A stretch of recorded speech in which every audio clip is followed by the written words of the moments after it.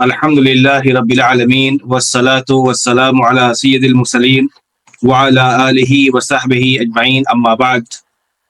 آپ سب کا اس اسپیشل اور خصوصی درس میں آپ سب کا خیر مقدم ہے۔ اور جیسا کہ آپ سبھی کو معلوم ہے کہ جمعیت اہل حدیث اسوا کی طرف سے تعلیمی، تربیتی، اخلاقی اور معاشرتی ہر طرح کا درس کا انعقاد ہوتا رہا ہے۔ اور چونکہ ہم سب جانتے ہیں کہ اسلام صرف عقیدہ توحید کی اصلاح کے لیے نہیں آیا، بلکہ اسلام کا مقصد ایک بہترین صالح معاشرے کی تشکیل بھی ہے۔ اور اسلام اس چیز پر بھی زور دیتا ہے کہ ایک مسلمان اپنے اخلاقی اعتبار سے، اپنی تربیتی اعتبار سے کس طرح سے ہونا چاہیے اس کی طرف زور دیتا ہے۔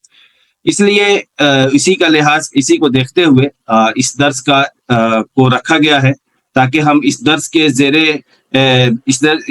زیر اہتمام ہم ان احادیث کو پڑھیں گے جس کے اندر اللہ کے نبی صلی اللہ علیہ وسلم نے ہماری اور امت مسلمہ کی جو اخلاقی تربیت کی ہے۔ اللہ تبارک و تعالی نے فرمایا هو الذی بعث فی الامیین رسولا منہم یتلو علیہم آیاتہ ویزکیہم ویعلمہم الکتاب والحکمہ۔ اس کے اندر اللہ کے نبی صلی اللہ علیہ وسلم کی بعثت کے بارے میں اللہ تبارک و تعالی بیان فرماتا ہے کہ وہ اللہ جس نے تمہاری طرف ایک رسول بنا کر کے بھیجا، اور وہ نبی تمہارے اوپر کیا اللہ کی آیتوں کی تلاوت کرتے ہیں، ویزکیہم، اور تمہاری تربیت کرتے ہیں، ویعلمہم الکتاب والحکمہ، اور کتاب اور سنت کی تعلیم دیتے ہیں۔ تو گویا کتاب و سنت کی تعلیم سے پہلے نبی کریم صلی اللہ علیہ وسلم کا ایک مقصد یہ بھی بتایا گیا کہ سب سے اہم مقصد یہ ہے کہ وہ نفس کا تزکیہ کرتے ہیں، یعنی روحانی تربیت کرتے ہیں۔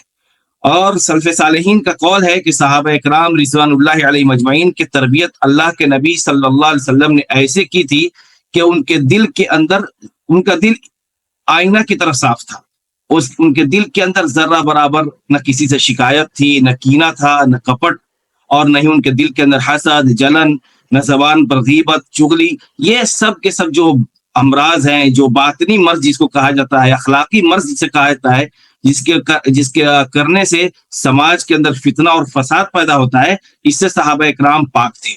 اس لیے اللہ تبارک و تعالیٰ نے ان کو رضا الہی کا سرٹیفکیٹ دیا۔ صرف وہ توحید اور ایمان کے اعلیٰ مرتبے پر فائز نہیں تھے، بلکہ وہ اخلاق کے اعلیٰ مقام پر بھی تھے۔ اس لیے اللہ تبارک و تعالیٰ نے ان کو رضا الہی کے سرٹیفکیٹ سے نوازا اور انہیں رضی اللہ عنہم ورضوا عنہ کا خطاب دیا۔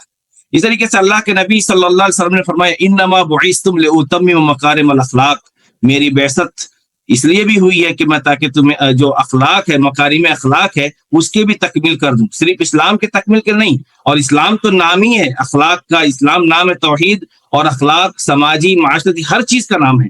اس لیے اسلام ایک مکمل ضابطۂ حیات ہے۔ ایک مسلمان بد اخلاق نہیں ہو سکتا، ایک مسلمان بد زبان نہیں ہو سکتا، ایک مسلمان فتنہ اور فساد اپنی زبان کے ذریعے سے اور اپنے کردار کے ذریعے سے نہیں کر سکتا، کیونکہ ایک مسلمان کی پہچان ہی ہے کہ المسلم من سلم المسلمون من لسانہ ویدہ، کہ سب سے بہتر مسلمان وہ ہے جس کے ہاتھ اور زبان سے ایک مسلمان محفوظ رہے۔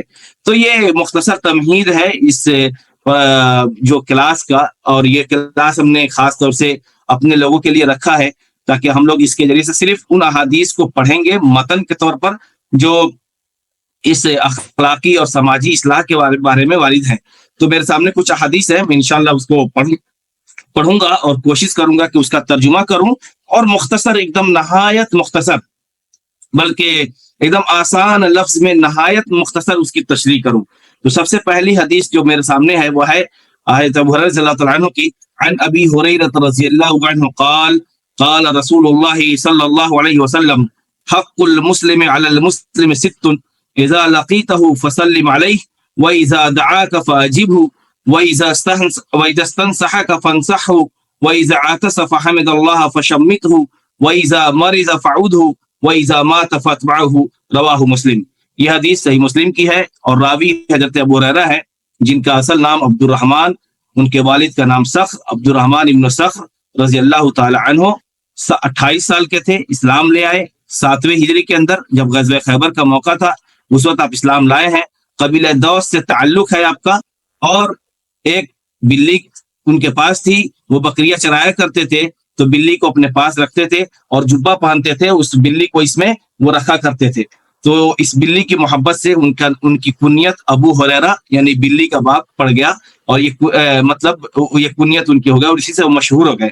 5374 احادیث ان سے مروی ہے، اور ان سے سب سے زیادہ احادیث مروی ہے. یہ سب سے زیادہ حدیث روایت کرنے والوں میں سے ہیں. یہ اصحاب صفہ میں سے ان کا تعلق تھا. فرماتے ہیں کہ میں کئی دنوں تک بھوکے پیاسے یہ مسجد نبوی میں پڑے رہتے، کوئی آدمی لا کر کے کھجور دے دیتا، تو کھجور کے خوشے سے یہ 70 صحابہ اکرام تھے جو اصحاب صفہ میں سے تھے، کھاتے تھے. حضرت ابو ہریرہ رضی اللہ تعالیٰ عنہ فرماتے ہیں کہ میں بہت زیادہ بھولنے کا بیماری مجھے تھی، میں یاد نہیں رکھ پاتا تھا. ایک دن نبی کریم صلی اللہ علیہ وسلم سے میں نے شکایت کی، میں نے گزارش کی کہ اللہ کے نبی صلی اللہ علیہ وسلم میں بھول جاتا ہوں جو بھی آپ کہتے ہیں. تو اللہ کے نبی صلی اللہ علیہ وسلم نے انہیں کہا کہ اپنے دامن کو پھیلاؤ، اپنے چادر کو پھیلاؤ. چادر کو آپ نے پھیلایا تو آپ نے اس کے اندر دعائیں پڑھ کر کے پھونکی، اس کے بعد اس سے کہا کہ سینے سے لگا لو. اس کے بعد حضرت ابو ہریرہ رضی اللہ تعالیٰ عنہ بیان فرماتے ہیں کہ اس کے بعد یہ بھولنے کی بیماری ان کی ختم ہو گئی، بلکہ ایک بار جو چیز سنتے تھے وہ یاد کر لیتے تھے. اس لیے ان سے 5374 روایتیں ان سے وارد ہیں.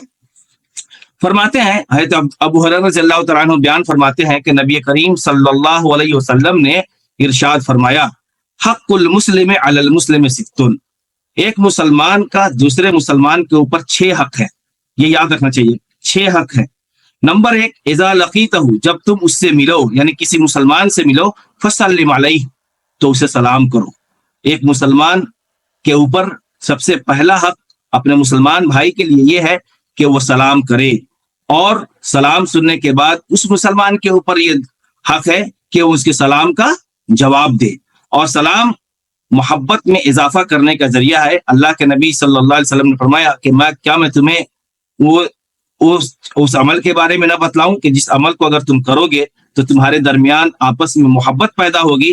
تو صحابہ کرام نے پوچھا کہ وہ کون سا عمل ہے؟ تو آپ نے کہا افشاء السلام، کہ سلام کو پھیلاؤ، سلام کو پھیلاؤ. اس طریقے سے کہا کہ تم سلام کرو، چاہے تم جسے پہچانتے ہو یا نہیں پہچانتے ہو یا نہیں پہچانتے ہو. یعنی آپ جس کو جانتے ہیں اس کو بھی سلام کریں، اگر جان رہے کہ مسلمان ہے اس کو سلام کرنا ہے، آپ کے وہ رشتہ دار میں سے ہے یا نہیں ہے، اجنبی ہے، لیکن اس کو سلام کرنا ہے.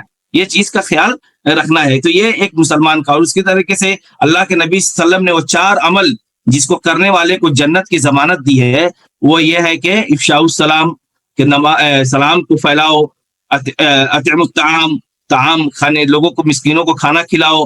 اس طریقے سے جب لوگ سو رہے ہوں تو اس وقت سو رہے ہوں تو رات میں نماز پڑھو، یعنی تہجد کی نماز پڑھو. وصل الارحام، اور صلہ رحمی کرو، رشتہ داری نبھاؤ. یہ 4 عمل ہے جو آدمی اگر کر لیا تو اللہ کے نبی صلی اللہ علیہ وسلم نے فرمایا کہ ادخلوا فی الجنۃ بسلام، کہ جنت میں سلامتی کے ساتھ داخل ہو جاؤ، جنت میں سلامتی کے ساتھ داخل ہو جاؤ.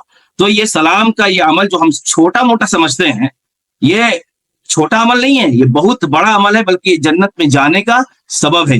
تو سب سے پہلا حق جو اللہ کے نبی صلی اللہ علیہ وسلم نے 6 حقوں میں سے، حقوق میں سے بتلایا، وہ یہ ہے کہ جب کوئی مسلمان سے ملو، جب کسی مسلمان سے ملو تو سب سے پہلے تم اس کا سلام کرو.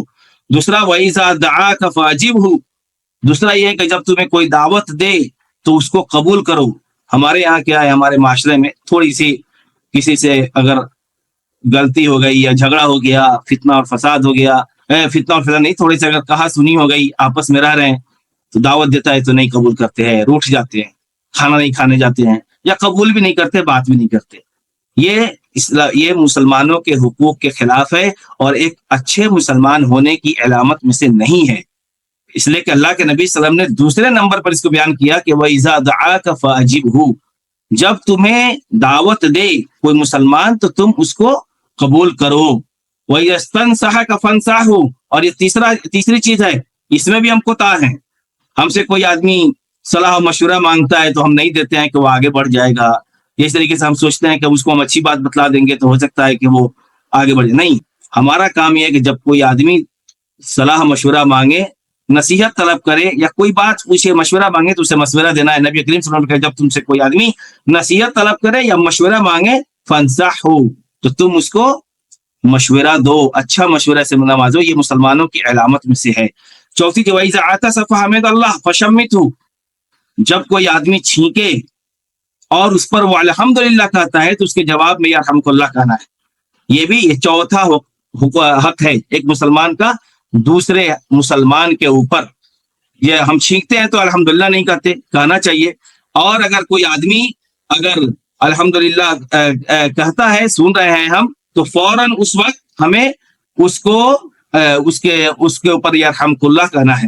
وَإِذَا مَرِضَ فَعُودْهُ، جب کوئی مسلمان بیمار ہو، جب اسے بیماری جب کوئی مریض ہے تو اس کی عیادت کرنے ہے۔ پڑوس میں کوئی بیمار ہے تو اس کی عیادت کے لیے چلے گئے، کوئی آدمی بیمار ہاسپٹلائز ہے اس کی عیادت کے لیے چلے گئے، کوئی پڑوسی ہے، کوئی مسلمان بھائی ہے۔ اور اس کے تعلق سے یہ ہے کہ جب کوئی بندہ کوئی مسلمان کسی مسلمان کی عیادت کے لیے جاتا ہے تو اس کے لیے فرشتے دعائیں کرتے ہیں، اس کے لیے فرشتے دعائیں کرتے ہیں۔ یہ اتنا بڑا عمل ہے۔ تو اس لیے ہم میں سے جو لوگ مطلب جہاں بھی ہم لوگوں کو موقع ملے کہ کوئی بیمار ہے تو کوشش کریں کہ ہم اس کی عیادت کریں۔ یہ کوئی مطلب چھوٹا عمل نہیں ہے، بہت بڑا عمل ہے اور فرشتوں کی دعاؤں کا سبب بھی ہے۔ وَإِذَا مَاتَ فَاتْبَعْهُ، اور جب کوئی مر جائے تو اس کے جنازے کی نماز پڑھیں، اس کی جنازے کی نماز میں شرکت کریں۔ یہ 6 حقوق اللہ کے نبی صلی اللہ علیہ وسلم نے ایک مسلمان کا دوسرے مسلمان پر بتلایا ہے۔ اور اس میں سے پہلا حق یہی ہے کہ سلام کرنا ہے، ایک مسلمان کو دوسرے مسلمان کے ساتھ سلام کرنا ہے۔ دوسرا، جب کوئی مسلمان دعوت دے تو آپ اس کی دعوت کو قبول کریں۔ تیسرا، جب کوئی مشورہ مانگے یا سوال کرے، اگر آپ کو جواب معلوم ہے تو جواب دینا ہے۔ بہت سارے لوگ میسج دیکھ لیتے ہیں، آج کے زمانے کے بارے میں بات کرو، واٹس ایپ میں میسج دیکھ لیں گے، کوئی سلام کیا تو جواب نہیں دیا، یہ بھی حقوق کے خلاف ہے۔ سلام اگر کوئی کر رہا ہے تو آپ اس کو جواب دیں۔ اس طریقے سے کوئی آپ سے کوئی مشورہ گروپ میں مانگ رہا ہے یا کئی میسج کر کے مانگ رہا ہے، یا پھر آپ سے کوئی سوال کر رہا ہے تو جواب دیں، اس کو جواب دیں تاکہ اس کو تشفی ہو جائے۔ وہ آپ پر بھروسہ کرتا ہے، اعتماد کرتا ہے، تبھی آپ سے وہ سوال کرتا ہے یا آپ سے مشورہ مانگتا ہے۔ اس طریقے سے چوتھا حق یہ ہے کہ جب چھینک آئے اور کوئی مسلمان کی چھینک آئے اور وہ الحمدللہ کہتا ہے تو جواب میں یرحمک اللہ کہنا ہے۔ اور اس طریقے سے مریض ہے تو مریض کی عیادت کرنی ہے، اور جب مر جائے تو جنازہ پڑھنا۔ یہ پہلی حدیث کا ترجمہ ہوا اور مختصر خلاصہ ہوا۔ دوسری حدیث وہ بھی حضرت ابو ہریرہ رضی اللہ تعالیٰ عنہ سے مروی ہے۔ حضرت ابو ہریرہ کے تعلق سے میں نے آپ کے سامنے بیان کیا کہ وہ قبیلہ دوس سے تعلق رکھتے تھے، 28 سال کی عمر میں اسلام لے آئے۔ سب سے زیادہ روایت 5374 روایت ان سے مروی ہے۔ سن 7 ہجری میں اسلام لے آئے ہیں غزوہ خیبر کے موقع سے۔ حضرت ابو ہریرہ رضی اللہ تعالیٰ عنہ بیان فرماتے ہیں، قال رسول اللہ صلی اللہ علیہ وسلم، یہ بہت اہم حدیث ہے کہ اللہ کے رسول صلی اللہ علیہ وسلم نے ارشاد فرمایا، انظروا الی من هو اسفل منکم، اپنے سے نیچے والے کو دیکھو، ان کو مت دیکھو جو بڑے لوگ ہیں، برانڈڈ لوگ ہیں، پیسے والے لوگ ہیں، زمین و جائیداد والے لوگ ہیں، یا اس طریقے سے جن کے پہناوے بہت اونچے ہیں، ان کو نہیں دیکھنا ہے۔ کوئی بہت بزنس لیڈر ہے، اس کو نہیں دیکھنا ہے۔ وہ کہا کہ اللہ اپنے سے نیچے والے کو دیکھو، اپنے سے چھوٹے کو دیکھو، اپنے سے وہ نیچے والے کو دیکھو۔ ولا تنظروا الی من هو فوقکم، اپنے سے اوپر والے کو مت دیکھو۔ اور ہمارا معاملہ کیا ہے کہ ہم بڑے لوگ کو دیکھتے ہیں، فلانے کے پاس زیادہ پیسہ ہے، وہ مالدار ہے، وہ اچھا کپڑا پہنتا ہے، اس کے پاس برانڈڈ فون ہے، آئی فون ہے، اور وہ بہت اعلیٰ بہت زیادہ پیسے والا ہے، نوکری ہے اس کے پاس، یہ ہے، گاڑیاں ہیں، یہ ہے، ہم یہ سوچتے ہیں۔ لیکن اللہ کے نبی صلی اللہ علیہ وسلم نے کہا کہ اپنے سے نیچے والے کو دیکھو، اوپر والے کو مت دیکھو۔ کیونکہ اگر تم ایسا کرو گے تو تمہارے دل کے اندر اللہ کی نعمتوں کی اہمیت کا احساس ہوگا اور تمہیں اللہ کا شکریہ ادا کرنا ہوگا۔ اللہ تبارک تعالیٰ کا تم شکریہ ادا کرو گے۔ ایک انسان کے پاس 2 آنکھ ہے، اور اگر کسی نابینا کو دیکھتا ہے تو وہ کم از کم یہ سوچتا ہے نا کہ اللہ تعالیٰ نے اسے نابینا تو نہیں بنایا۔ اس طریقے سے ایک انسان کے پاس 1 آنکھ ہے، جس کے پاس دونوں آنکھ نہیں ہے، وہ تو اس سے اچھا ہے نا کہ جس کے پاس دونوں آنکھ نہیں ہے، جس کے پاس پاؤں جو اپاہج ہے، وہ پاؤں والے سے تو جو پاؤں والا ہے وہ اپاہج سے تو بہتر ہے۔ جس کے پاس زبان ہے، بولنے کی طاقت ہے، وہ اس کے پاس کم از کم اس گونگے سے تو اچھا ہے۔ اس طریقے سے جو آپ مان لیں کہ آج آپ کے پاس پیسے ہیں، اتنے پیسے ہیں کہ آپ کھانا خرید سکتے ہیں، آپ اپنے گھر والوں کی کفالت کر سکتے ہیں، 2 روٹی آسانی سے آپ کھا سکتے ہیں، کپڑے ہیں، بدن پر کپڑا ہے، صاف ستھرا ہے، کپڑا پہن سکتے ہیں، اللہ نے صحت و تندرستی سے نوازا ہے، مسجد جا سکتے ہیں، نماز پڑھ سکتے ہیں، ان لوگوں سے تو آپ بہتر ہے جن کے اوپر بدن پہ کپڑے نہیں، کھانے کے لیے کھانا نہیں، رہنے کے لیے مکان نہیں ہے، بھی تو کہیں کسی جگہ میں بہت ہی جنگ کے حالات میں زندگی گزار رہے ہیں، لڑائی کے حالات ہیں، کب موت آ جائے گی کوئی بھروسہ نہیں، آپ امن میں ہیں تو اس کے لیے اللہ کا شکریہ ادا، اپنے سے نیچے والے کو دیکھیں کہ ان سے تو بہتر اللہ تعالیٰ نے ہمیں بنایا ہے۔ اس طریقے سے کریں گے تو اللہ کی نعمتوں کی اہمیت ہمارے دل میں پیدا ہوگی اور ہم اللہ تبارک و تعالیٰ کا شکریہ ادا کریں گے۔ حضرت علی رضی اللہ تعالیٰ عنہ نے تقوی جو ہے، تقوی بہت اعلیٰ قسم ہے، اللہ تبارک و تعالیٰ کے نزدیک تقوی کی ہی اہمیت ہے۔ ہم نماز پڑھیں، روزہ رکھیں، زکوٰۃ ادا کریں، چاہے جتنی بھی عبادت کر لیں، لیکن اگر اس کے اثرات ہمارے دل کے اندر مرتب نہیں ہوں گے، ہمارے دل کے اندر اگر اس کا اثر نہیں ہوگا اور ہمارے دل کے اندر خوف الہی پیدا نہیں ہوگی، اللہ کا خوف اور اللہ کی خشیت پیدا نہیں ہوگی، تو پھر اس عبادت کا کوئی معنی نہیں ہے۔ اور ساری عبادتوں کا مقصد تقوی ہے، اور تقوی کہتے ہیں اللہ تبارک و تعالیٰ کے عذاب سے نیک عمل کے ذریعے سے خود کو محفوظ کر لینا، خود کو محفوظ کر لینا، یہ تقوی ہے۔ یعنی ہم اتنا نیک عمل کر لیں کہ اللہ تبارک و تعالیٰ کے عذاب سے معمون ہو جائے، یہ تقوی ہے، اور یہ اعلیٰ مقام ہے اللہ کے نزدیک۔ ان اکرمکم عند اللہ اتقاکم، اللہ کے نزدیک سب سے معزز وہ ہے جو تم میں سب سے زیادہ تقوی والا ہو۔ اور اس طریقے سے اللہ کے نبی صلی اللہ علیہ وسلم ان اللہ لا ينظر الى اجسامکم ولا الى صورکم، کہ اللہ تعالیٰ تمہارے جسموں کو نہیں دیکھتا کہ تم کتنے خوبصورت ہو، تمہاری صورتوں کو نہیں دیکھا، ولکن ينظر الى قلوبکم، تمہارے دل کو دیکھتا ہے کہ تمہارا دل کتنا خوبصورت ہے، تمہارا دل کتنا خوبصورت ہے، تمہارا دل کتنا پاکیزہ ہے، اس کو دیکھتا ہے۔ اگر اللہ تعالیٰ صورتوں کو دیکھتا تھا، بلال حبشی کالے کلوٹے تھے، وہ اتنے اعلیٰ مقام پر نہیں ہوتے کہ قیامت کے دن جنت میں، قیامت کے دن سب سے اونچی گردن ہوگی اور جنت میں اللہ کے نبی صلی اللہ علیہ وسلم کہ آپ ہم سے آگے چل رہے ہیں۔ اے حضرت بلال کون سا عمل کرتے ہیں کہ آپ ہم سے آگے چل رہے ہیں؟ حضرت بلال رونے لگے، اللہ کے رسول میں کون سا عمل کرتا ہوں، بس جب وضو ٹوٹتا ہے وضو کر لیتا ہوں اور 2 رکعت نماز ادا کر لیتا ہوں تحیۃ الوضو کے نام پر۔ یہی عمل اللہ کو اتنا پسند آیا کہ اللہ کے رسول نے کہا کہ اسی عمل کی وجہ سے آپ ہم سے جنت میں آگے چل رہے ہیں، یہ تقوی ہے۔ تو حضرت علی رضی اللہ تعالیٰ عنہ نے فرمایا کہ تقوی کے چار علامتیں ہیں کہ اگر یہ چاروں چیزیں بندے کے اندر ہو تو یہ چاروں چیزیں تو بندہ سمجھے کہ وہ تقوی۔ سب سے پہلے ہے الخوف من الجلیل، اللہ سے ڈرے، جہاں بھی رہے اللہ کا خوف کھائے۔ اتق اللہ حیث ما کنت، اللہ کے نبی صلی اللہ علیہ وسلم نے فرمایا کہ جہاں بھی رہو اللہ کا ڈرو، اللہ سے ڈرو، اکیلے میں، لوگوں کے بیچ میں، پبلک میں، تنہائی میں، بلکہ تنہائی میں تو سب سے زیادہ ڈرنے کی ضرورت ہے، سب سے زیادہ ڈرنے کی ضرورت ہے، کیونکہ اس عمل کا گواہ، اس تنہائی کا گواہ اللہ تعالیٰ ہوتا ہے کہ ہم اپنے گھر کے اندر، روم کے اندر، کمرے کے اندر ہم کیا کر رہے ہیں وہ صرف اللہ تعالیٰ کو معلوم ہے۔ تو تقوی کا برکت الخوف من الجلیل، اللہ سے ڈرنا، والعمل بالتنزیل، قرآن اور سنت کے مطابق عمل کرنا، یہ دوسرا تقوی کی علامت ہے۔ پہلے اللہ سے خوف، دوسرا قرآن اور سنت کے مطابق عمل، یعنی جو اللہ نے بتلایا، رسول صلی اللہ علیہ وسلم نے بتلایا، اس کے اوپر عمل کرنا ہے بس۔ اور تیسرا والقناعۃ بالقلیل، جو اس حدیث جو حدیث ہمارے سامنے آئی کہ اپنے سے نیچے والے کو دیکھو، اپنے سے اوپر کو نہ دیکھو، یہ اصل یہی لفظ ہے جس سے میں استدلال کرنا چاہتا ہوں، جسے میں بتانا چاہتا ہوں کہ والقناعۃ من القلیل، جو بھی اللہ نے دیا کم ہی دیا ہے، اس کے اوپر جو اللہ نے کم ہی دیا ہے اس کے اوپر آپ قناعت کریں۔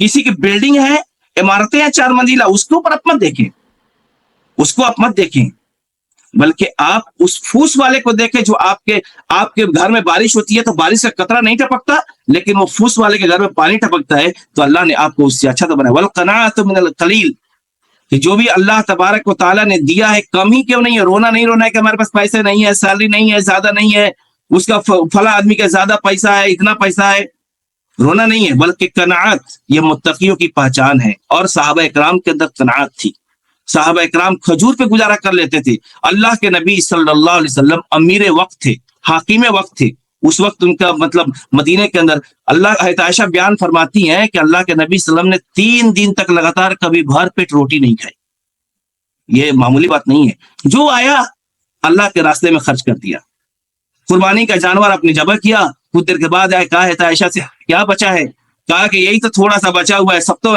تقسیم کر دیے۔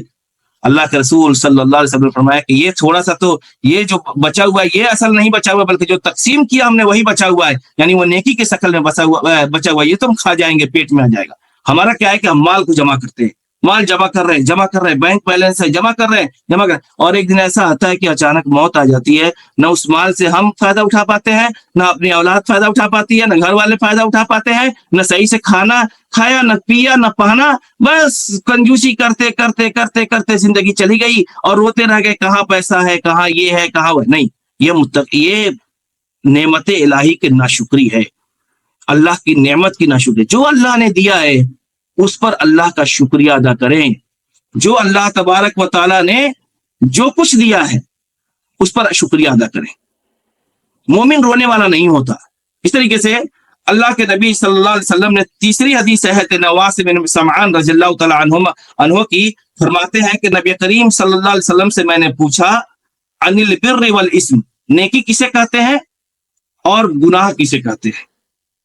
یہ جوامع الکلم اللہ کے نبی صلی اللہ علیہ وسلم کو ایک اعجاز تھا کہ آپ چھوٹے جملے میں، چھوٹی بات میں بہت بڑی بات کہا جاتے تھے، اسے جوامع الکلم کہا جاتا ہے۔ تو اللہ کے نبی صلی اللہ علیہ وسلم نے فرمایا کہ البر، نیکی یہ ہے حسن الخلق، اچھا اخلاق، اور اچھا اخلاق زبان سے، کردار سے، ہر اعتبار سے ہو سکتا ہے۔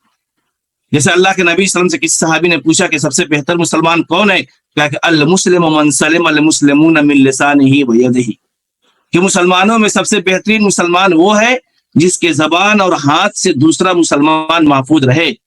اللہ کے نبی صلی اللہ علیہ وسلم کی پوری زندگی کو آپ پڑھ جائیں، آپ نے کبھی کسی کو تکلیف نہیں دیا، اپنی ذات سے، نہ اپنے اعضاء اور جوارح سے، اور نہ کسی بھی اعتبار سے اپنے کسی کو تکلیف نہیں پہنچائی، نہ اپنی زبان سے پہنچائی۔